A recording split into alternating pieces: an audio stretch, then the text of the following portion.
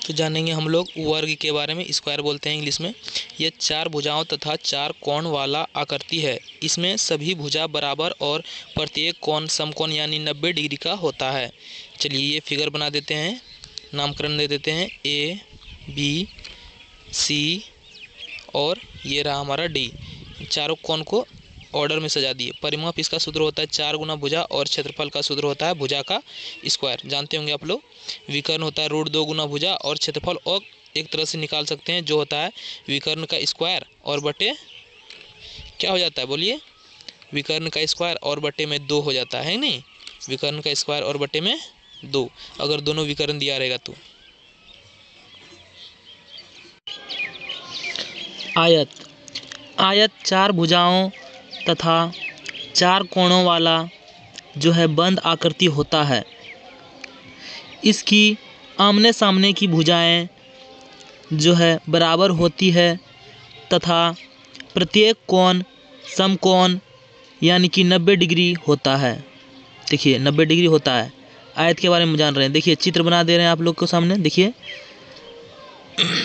इसका परिमाप के बारे में जानते हैं तो 2 गुना लंबाई जोड़ चौड़ाई, यही ना होता है। क्षेत्रफल क्या हो जाता है तो लंबाई और गुना का चौड़ाई हो जाता है। चलिए क्षेत्रफल और एक तरह से हम लोग निकाल सकते हैं जो होता है विकर्ण का स्क्वायर और बट्टे में क्या हो जाता है बताइए आप लोग। विकर्ण का स्क्वायर और बट्टे में 2 विकर्ण अगर दिया रहेगा तो अब हम लोग जानेंगे त्रिभुज यानी ट्रायंगल के बारे में। नाम तो सुने होंगे कि 3 भुजाओं तथा 3 कोणों वाले आकृति को ही हम लोग त्रिभुज कह देते हैं, है नहीं। त्रिभुज कहते हैं।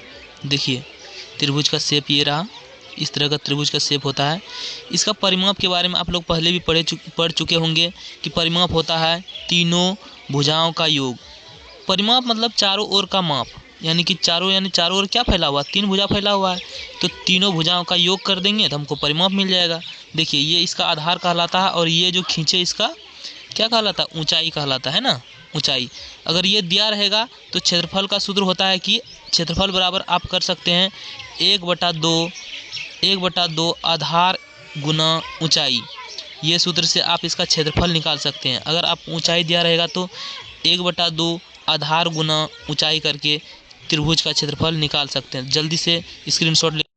चलिए वृत्त के बारे में पढ़ेंगे। सर्कल जिसको बोल देते हैं अंग्रेजी में। वृत्त 2 मुखों वाला गोल आकृति होता है। चलिए वृत्त का हम लोग यहाँ पर बना दिए चित्र।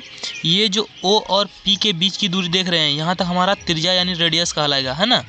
चलिए परिधि के बारे में अब लोग जानते हैं कि वृत्त की परिधि क्या होता है। अभी तक हम लोग परिमाप पढ़ते आ रहे थे लेकिन अब परिधि जानेंगे। वृत्त में परिधि होता है ना। जो परिमाप होता है वर्ग में वो वृत्त में परिधि कहलाता है। तो वृत्त का परिधि होता है 2πr, है ना। पाई का मान हम लोग 22/7 बैठाते हैं। याद कर लीजिएगा इसको, 22/7। पाई का मान 22/7 और r जो दिख रहा है r हमारा त्रिज्या होता है ना। r जो देख रहे हैं आप लोग ये त्रिज्या होता है। ये हिसाब में आपको दिया रहेगा त्रिज्या का मान और पूछ देगा कि जो वृत्त का क्षेत्रफल है वो आप बताइए तो आप लगाएंगे πr²। क्षेत्रफल बराबर πr²।